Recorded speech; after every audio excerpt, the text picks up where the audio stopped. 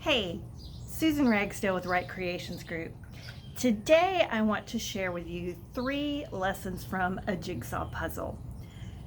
There's an activity that we do that's a jigsaw relay, and we will draw out different reflection points, and good for any time. I've really been thinking about this with the current 2020 situation and the year that is unlike any other that we've been, and I just wanted to share it with you.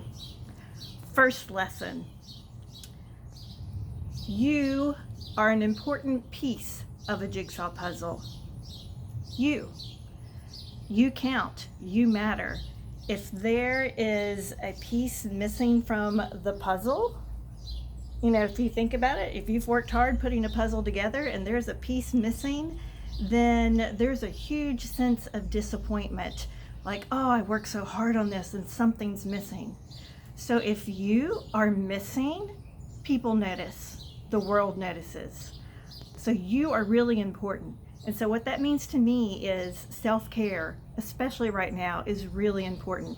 Your emotional, your mental, and your physical well-being are something you should be tending to every single day, no matter what your personal circumstances are.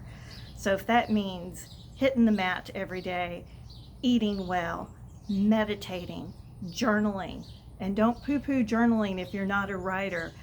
There is something about the physical act of getting it out of your system and onto paper that really is important and helps externalize it and clears your head and can help you sleep or get clarity or see things in a new way when you get rid of the clutter.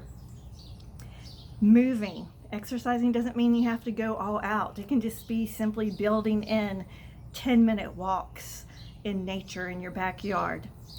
All of that. But your piece, you, really count to the overall. So do take good self-care. Second lesson from a puzzle is that, and this is what we have them do in our relay, you go down and make one connection with another piece. The whole picture does not come into being until you have made one connection. So as we're going through this time and there's proximity avoidance and we're spending more time online, that doesn't mean there aren't people out there that we still care about. The youth in our program, family, friends. How can you intentionally make a connection with them? It's not the same as physical presence and hugs. I know that, and we miss that. But you can still be intentional. How can you be creative in making connections? Maybe it's doing something like, for the students in your classroom, sending them personal text or emails saying, it's Lakeisha Appreciation Day. Here's 5 things I appreciate about you, or here's things I miss about you in physical proximity. Maybe it's for your friend who's suffering from facing illness or facing cancer or heart issues or whatever, sending them poems and encouragement and quotes and texts just to send light on along the way. Maybe, like a video I saw recently, it's the teacher who drives by each student's house to drop something off and to wave at them from a distance.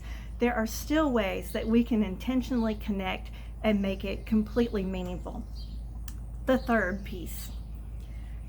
As a piece of the overall big picture, this by itself may not look much all alone. You don't know what this is until it's in just the right place and fits so that you have a complete puzzle. Every piece has its place and is intended as part of a bigger picture. You need to know what your part of the whole piece is. That doesn't mean you need to know what the whole big picture is. It just means you need to know, what is my purpose? How do I bring meaning into the world by being who I am and doing what I do? Maybe you love to laugh. Well, how can you help make others laugh? Maybe you're good at research, and so you can be the one who's, since elections are coming up in a little bit, you're doing the research on different candidates and sharing, here's what I'm finding out, here are the facts. Maybe it means that you're the one who loves to do food and you create food and you share them with neighbors. There's something that we all have a spark within us that allows us to have meaning and purpose that we can share with others. So when we know our piece and do it well, while it may not make sense all by itself, when it's connected with others and part of a bigger picture, we complete each other. Separation disappears. You have a whole piece and you see how each uniquely individual person was able to contribute to a greater whole by being who we are. In some ways, these are leadership lessons. I have to know my own power. I have to sustain myself. I do what I can do, what's mine to do. And so knowing that and being attentive to that is really important. I make sure to connect with others. If you're okay, I'm okay. And as we all do our part and do our gifts, and it all connects, then the greater picture takes care of itself.